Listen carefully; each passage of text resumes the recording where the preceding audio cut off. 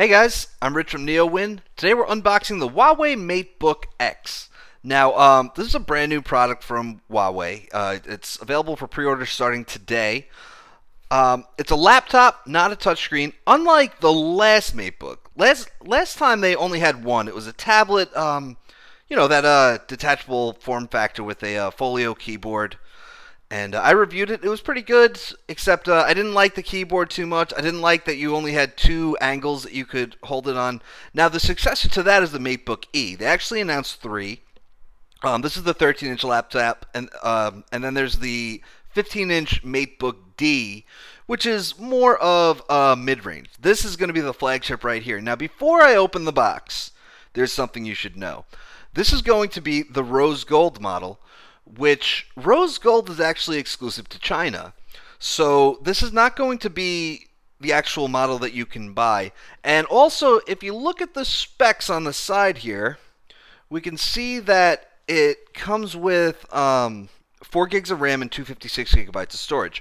Now, I'm not entirely sure why. I mean, obviously it's a pre-production unit, but the ones you buy in the store will have 8 gigs of RAM, which bothers me. I feel like it's going to affect the review, the lack of RAM. But yeah, there's 8 gigs of RAM and either 256 or 512 gigabytes of storage, and either Space Gray or Prestige Gold. And that's what you could get in the US. And I don't think they make a 4 gigabyte model at all. So let's take this sleeve off. All right, now it has some really cool features. Now there's that rose gold. I'm going to have to kind of tip it over to get it out. So it does have some really cool features. For one thing, it's a completely fanless design. I don't know if they sent me the i5 model or the i7 model. I can tell you that in the models that are actually for sale, the i7 is the one that comes with 512 gigabytes of storage, and the i5 is the one that comes with 256. Now, by the way, it's a big difference in storage and processor, and there's only a $200 difference in price. It's $1099 or $1299, so I think I'd go with the i7 model. So, like I said, fanless design, and it's a U-series processor. A lot of times, you see a device that promises you a Core i5 without a fan. It's actually the Y series, which is the rebranded Core M series. Not in this case. This is the U series. It's your standard laptop chip. Obviously, Microsoft also did it with the Surface Pro, the Core i5 model. There's no fan in it. So this one actually has it with the Core i7 model also, or it should. So let's see if we can boot it up. All right, it's booting up. They gave me some power. If we look, the bezels are also really small. Now, it's 4.4 millimeter bezels. You can barely see them on the camera. Huawei says that it is the first 13-inch laptop that has bezels that small at 4.4 millimeters. They also said it is the first fanless design with a Intel U series processor. And also, you might have seen on the box. Oh, by the way, they sent me the i5 model.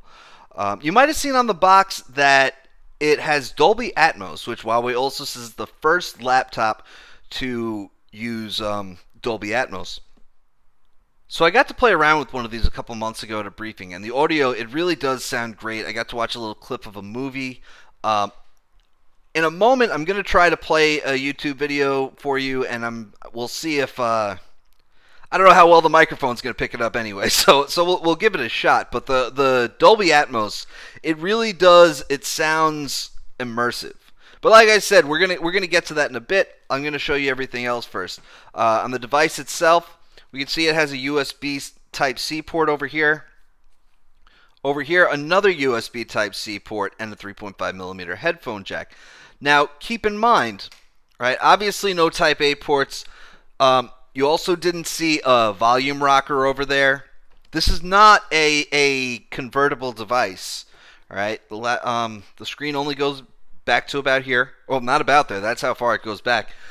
There's no touch screen, which is going to kill me because that's something I'm so used to doing by now. All right, so obviously no pen support or anything like that either. All right, so let's take a look at what else is in the box. we have our power adapter in here. It said that since it's a pre-production unit, yeah, they sent me an EU an EU charger, which apparently there's an adapter around here somewhere, which might be in the shipping box that it came in. There should be a USB Type C cable. This is the Mate Dock 2.0. So obviously I can add a Type A port, Type C, HDMI. All right. Oh, and here's that adapter that they promised me. And let's see what else. Anything? Yeah, there's that cable.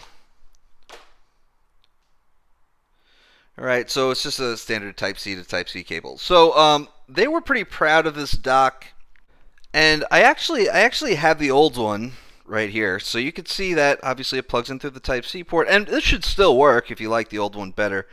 You can see it has a spot for wired internet, 2 USB Type A ports, and nothing on this side.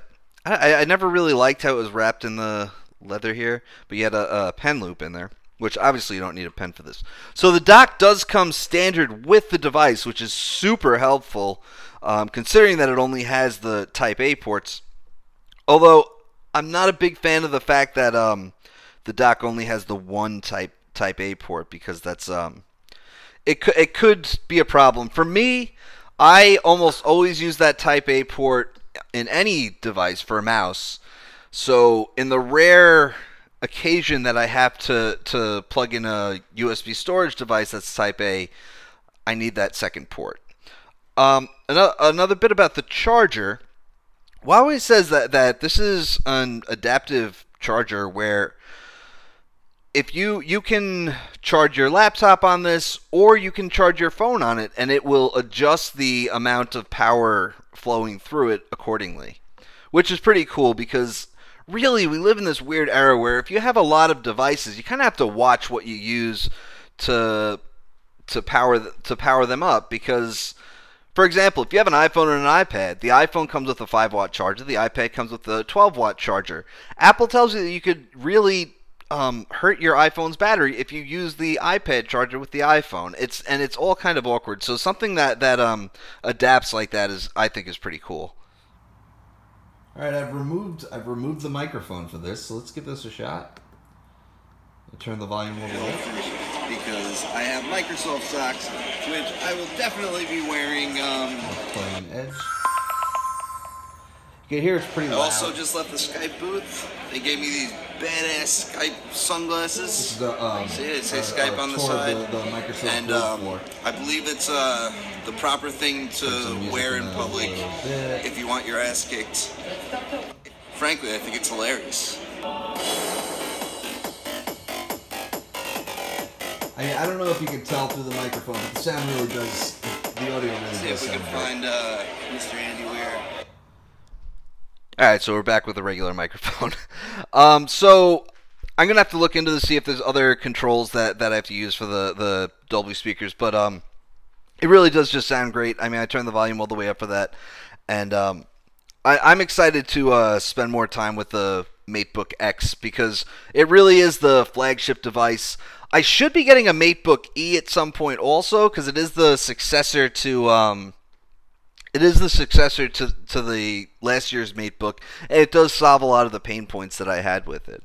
We can see that we have a backlit keyboard here. I don't know, there's really not much else to say. Power buttons up here, we got speakers over here, and there's really, I'm a little concerned about the lack of ports, but I think it's really cool that Huawei did include a dock in the packaging. I mean, the device is really thin, it's fanless, you're not fitting a USB Type A port on here, so it makes sense. I don't know, I think it's going to be a really cool review, so stick around for that. I'll see you in a few weeks. I'm Rich from NeoWin. Have a great night.